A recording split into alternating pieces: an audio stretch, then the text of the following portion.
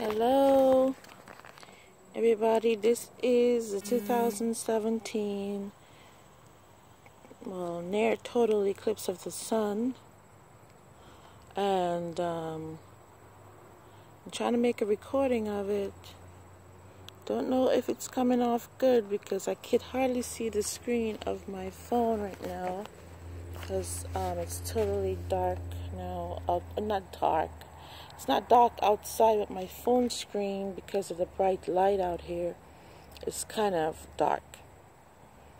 I'm gonna have to look at this later for see what I got. I don't know. It was really nice earlier, but then all of a sudden it's gotten really dark. My phone has gotten really dark on the screen. I tried the other camera. The front-facing camera seemed to be doing a better job than the rear-facing camera on my Samsung 7. I kind of wish I had opted for that new Fandango Samsung now when I changed my phone. Yeah, so the eclipse. They said you should be able to see some of the planets, like Venus. They said you should be able to see the corona of the sun. I'm seeing the corona of the sun, but not much else. It's not dark out here. I'll let you see. Not dark at all. It's been out here for about 10 minutes now. I didn't want to come out, but I said, you know what? I'm not superstitious. I'm going to come out and take a look at it. And I am. Because I'm not superstitious. So if I'm getting super bad radiation or something, oh well. At least I'm getting a really cool video. When am I going to be able to see this again? They said it won't be for maybe another 100 years, so I'll be totally dead by then. Well, hopefully in heaven. But I'll be dead when the next eclipse comes around. Maybe my daughter might be alive. So we're going to watch this later on today and see what we can see from this. If this is ruining my camera, oh wow.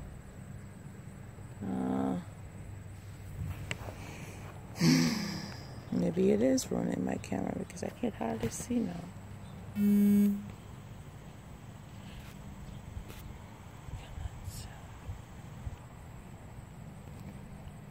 Yeah, I can't see anything on my camera right now.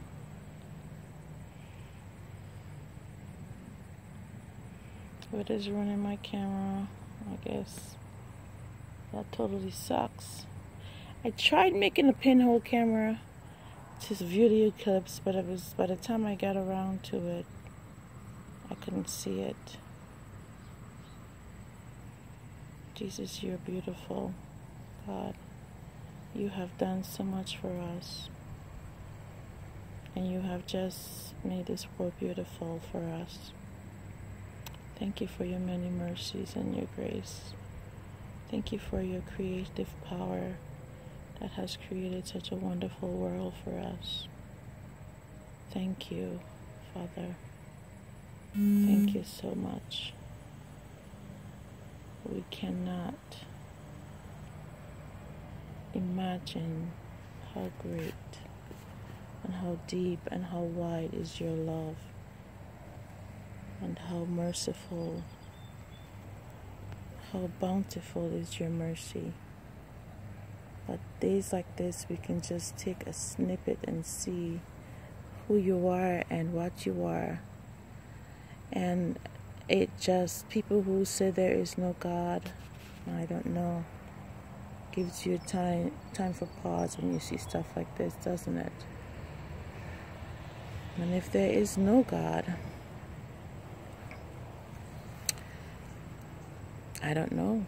I just don't see the possibility of there being no God. There is definitely a God. Because how come this big ball of gases and nuclear reaction in the sky doesn't just fall out. There's no God. How come it stays there? How come it's so predictable that by clockwork we could know on this earth when a next eclipse is going to happen? Scientists can study it. Random things are not that like clockwork. Random bangs or big bang or whatever they call it doesn't just happen like that. That it's predictable. There's a pattern. You look everywhere, you see the pattern in this world, pattern in the sky, it's pattern in the stars.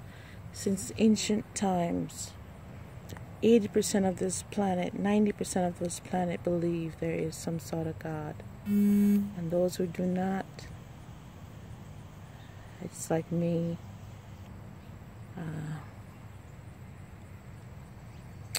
putting my head in the sand and say, nope, there's no sun. There's no sun. I could feel the breeze blowing around me. I could probably feel the sunlight on my skin. But then I still wear dark glasses, or I'm blind and I'm saying there's no sun. You know how ludicrous that sounds? You can feel the sun around you. You can see it when the plants grow. So you can't deny there is a sun. However, people see the works of God. They hear His many works. They read about Him. They have visions about Him. They know somehow there is a God in their heart. But yet, they put their head in the sand and they say there is no God. Because it's scary for them, I think. It's scary for them to think. Even the Pascal's wager of, hey, I will be a good person just in case there is a God. Such people who do not believe in God can't even, their minds are small. In many ways, their minds are small. In that they only believe what they can see, what they can feel, or what they can touch.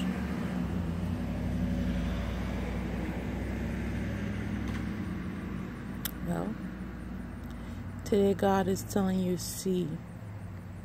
The breeze on my body right now is telling me, feel. The sunlight on the back of my neck, and even though it's an eclipse, is telling me, touch. And this eclipse is telling me, my mercy is infinite. My grace is sufficient for today. Worry not. I didn't want to come out and see the eclipse. Then I decided to come out because I said, God said, worry not, fear not, for I am with you always, even to the end of the earth. He said that in Matthew. I think Matthew 28, he said that, I'm not sure. But it is the last thing he said before he went to the ascension. He went back to heaven. Jesus said that.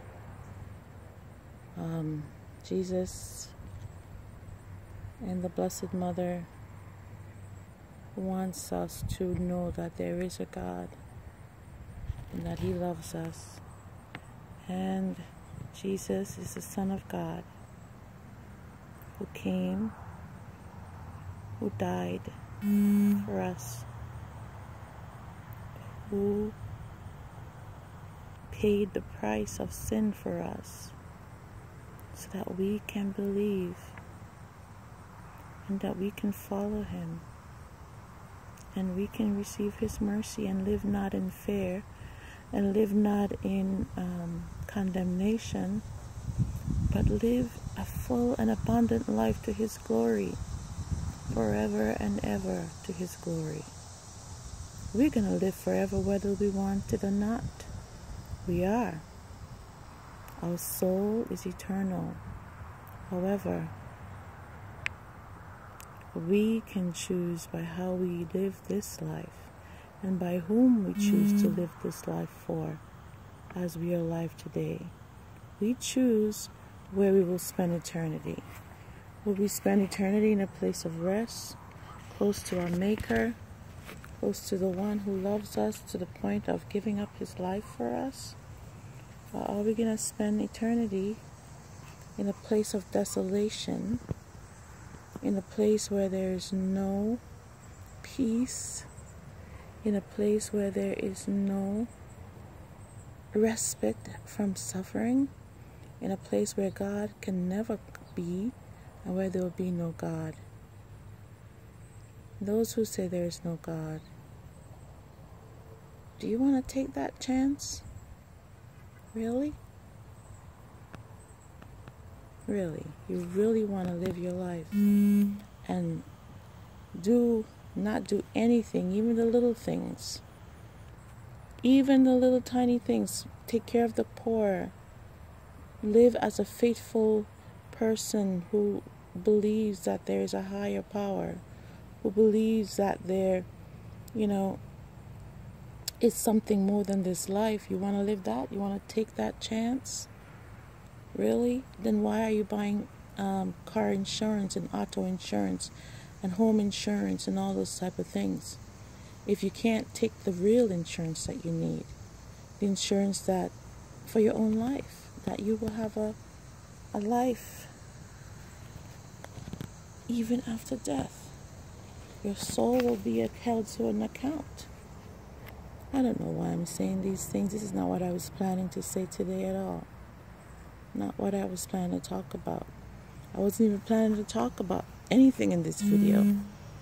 But I just thought that, I'm out here taking a video of this very wonderful, beautiful event. It's a good time to reflect on God's glory, to reflect on what he's done for me and for all of us, and to take at this moment to maybe reach just one person who's faithful, who needs little encouragement, or who, so yeah, I'll put it on YouTube, even though I hate doing that kind of thing, and I will spread the word that there is a God and that he does love us. And no matter how things are in our lives, no matter how difficult your circumstances right now in life is, that he loves you, and he will always love you.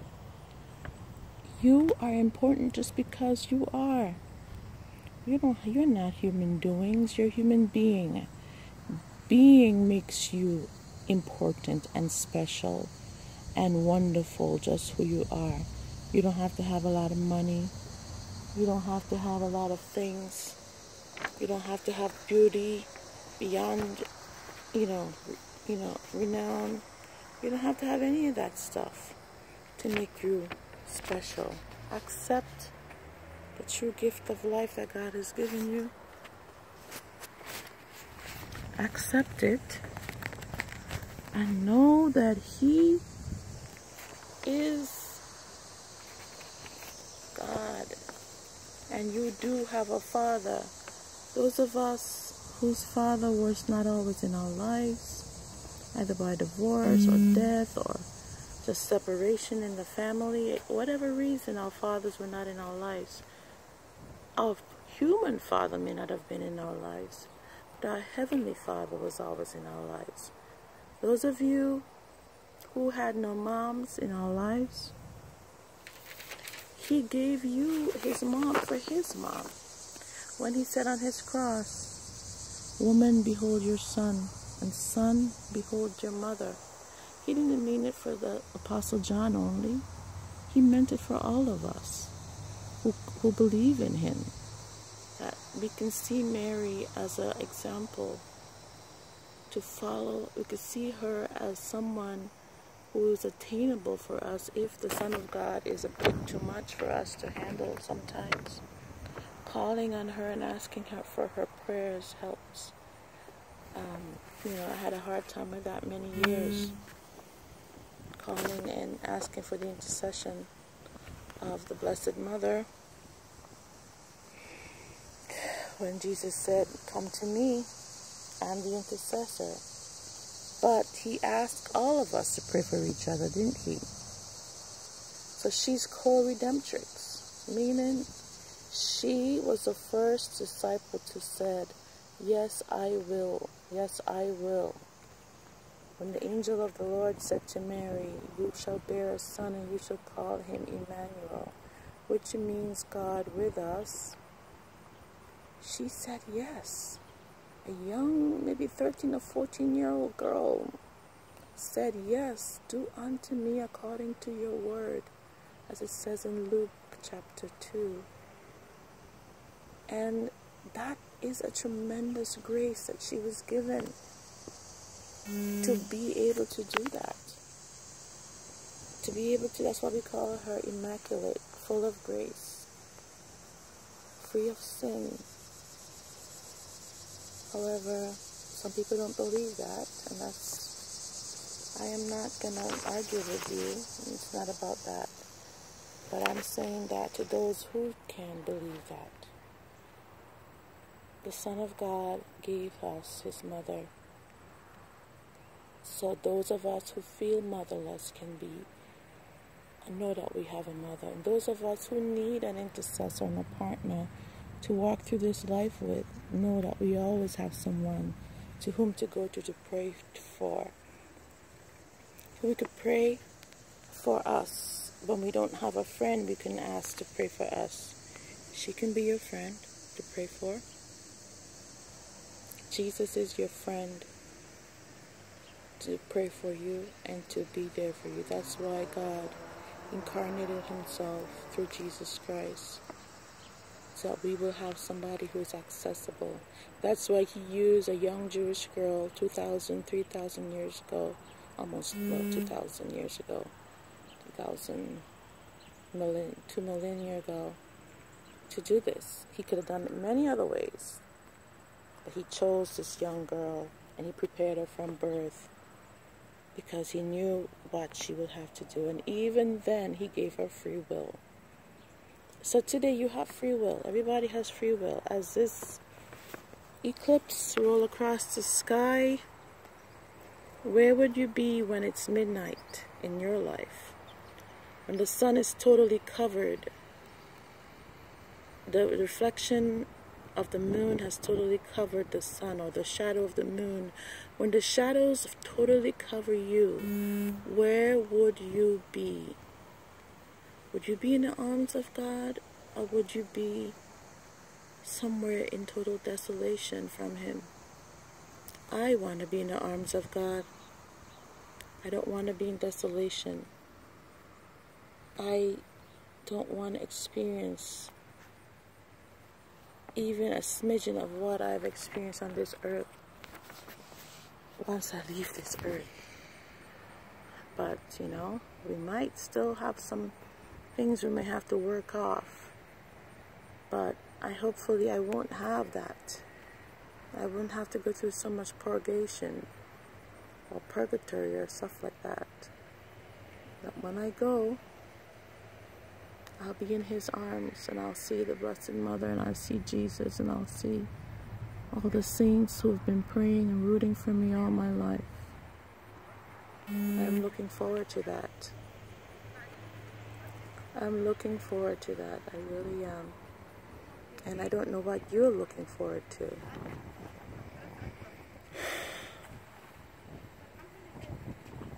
Hi.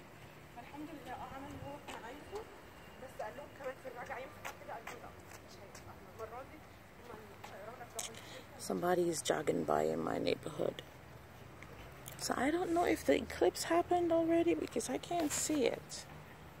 So I'm just hoping that I recorded something, because it's past the time that it said it should be, and I can't see it. I don't know if it happened. So hopefully, let's see if it happened. Let me try my rear-facing camera.